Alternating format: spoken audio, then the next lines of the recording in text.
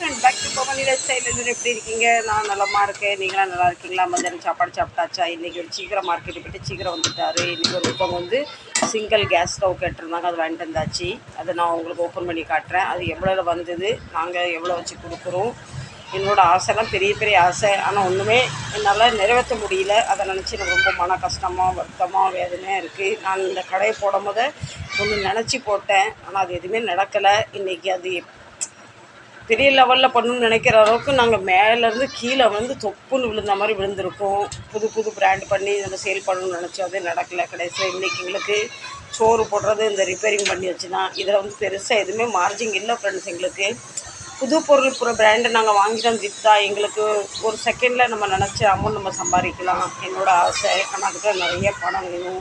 என்னிடமும் போதுமான வருமானமும் இல்லை, போதுமான மன நிம்மதியும் இல்லைன்னு சொல்கிற அளவுக்கு நான் எனக்கு சொல்கிறதுக்கு வார்த்தை இல்லை ஃப்ரெண்ட்ஸ். நான் வானத்தில் கீழே தரையில் விழுந்து மண்ணோட மண்ணாக ஆன மாதிரி நான் இன்றைக்கி எங்கள் 2 பேர் நிலமே இருக்குது. வாங்க, நம்ம நீங்கள் நினைக்கிறது ரொம்ப பேசுகிறேன்னு வாங்கப்போ புது நம்ம கேஸ் அடுப்பு பார்க்கலாம். இதுதான் இப்போ கஸ்டம் கேட்டிருந்தாங்க, சிங்கிள் அடுப்பு கேட்டிருந்தாங்க. இவங்க வாங்கிட்டு வந்தாச்சு. புதுசாக இருக்குது, நல்லா ஸ்ட்ராங்காக. அவங்க சொன்னாங்க கொஞ்சம் வந்து நல்லா ஸ்ட்ராங்காக இருக்கணும் அப்படின்னு. நல்லா ஸ்ட்ராங்காக இருக்கார் பாருங்கள். இது ஓப்பன் பண்ணி காட்டுவார் உங்களுக்கு.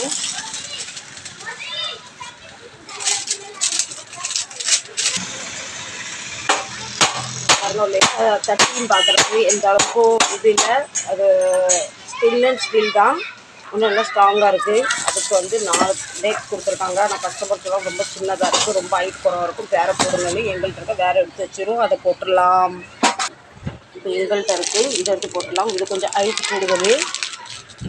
இது வந்து நம்ம கேஸ் கூட கிடக்குது, ரொம்ப ஹைட் சின்னதாக இருக்குது.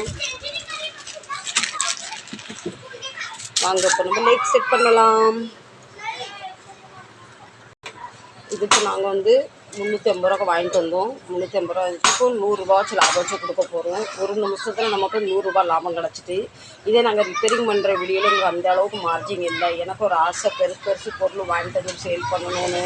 ஆனால் அந்தளவுக்கு போதுமான வருமானம் இல்லைனால நான் வந்து அரைச்சமாகவே அரைச்சிக்கிட்டு இருக்க மாதிரி இருக்குது. எனக்கு நிறைய ஃபேன் வாங்கிட்டு வரணும். கேஸ் எடுக்கும், கேஸில் நல்ல லாபம் இருக்குது. புது மிக்ஸி வாங்கி சேல் பண்ணணுன்னு எனக்கு ஆசை. இதை வந்து நாங்கள் ஒரு ஹோல்சேல் கடையில் வாங்கிட்டு வந்து நம்ம சேல் பண்ணுறோம். இதே மாதிரி நாங்கள் மொத்த விலையில் ஒரு பெரிய பல்க்கு அமௌண்ட் எடுத்தால் எங்களுக்கு இன்னும் 300 ரூபாயில் கூட இந்த அடுப்பு கிடைக்கும். அப்போ நாங்கள் வந்து 150 ரூபா 200 ரூபா வச்சு லாபம் பார்க்கலாம். ஆனால் என்னோடய நிலமை வந்து இப்போ அந்த அளவுக்கு பணத்தை போட்டு பிஸ்னஸ் பண்ணுற மாதிரி இல்லை. அதுக்காக நல்லா ஸ்ட்ராங்காகவும் இருக்குது. எப்போவும் நம்ம ரிப்பேரிங் வேலை பார்க்குறத விட புதுசு வாங்கிட்டு விற்கல நமக்கு மவுஸும் மதிப்பும் ஒரு கூட நமக்கு ஒரு 10 ரூபா கையில் கிடைக்கும். அது நான் பண்ணணும்னு நினைக்கிறேன். எனக்கு அந்த பொருளாதார எனக்கு ஒன்றும் சரியாக இல்லை. என்கிட்ட அட்லீஸ்ட் வந்து ஒரு 1,00,000 ரூபா இருந்தால் கூட நம்ம 1,00,000 ரூபாய்க்கு ஜாமான் போட்டு வாங்கினா அது உடனே நம்ம சம்பாதிச்சிடலாம்.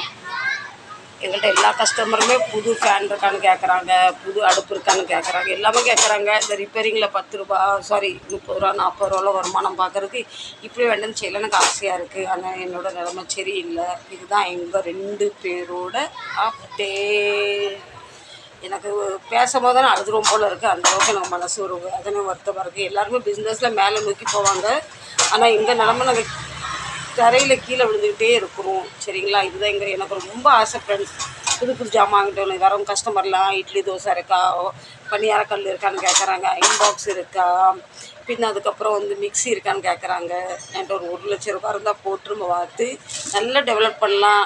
இன்னும் கடையை நம்ம பெருசுப்படுத்திக்கலாம். அவரும் ரிப்பேரிங் வேலை பார்த்தா கூட நான் வந்து இப்படி புது பொருளை விற்றுக்கலாம். நமக்கு இருந்தாலும் ஒரு நாளைக்கு நம்ம 500 600 லாபத்தை பார்த்துடலாம். ஆனால் நமக்கு அந்த நிலமை கடவுள் என்றைக்கு கொடுப்பாரு தெரியல. எனக்கு ரொம்ப மனசு வேதனையாக வருத்தமாக இருக்குது. எல்லாருமே சாதிச்சு மேலே போய்கிட்டு இருக்காங்க. நான் மேலேருந்து கீழே தரைக்கு வந்து விழுந்துட்டேன். சரிங்களா? வேறு ஒன்றும் சொல்கிற விருப்பம் இல்லை.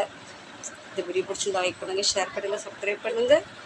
இந்த புலம்பல் வீடுக்கு கண்டிப்பாக எனக்கு சப்போர்ட் பண்ணுங்கள். சரிங்களா?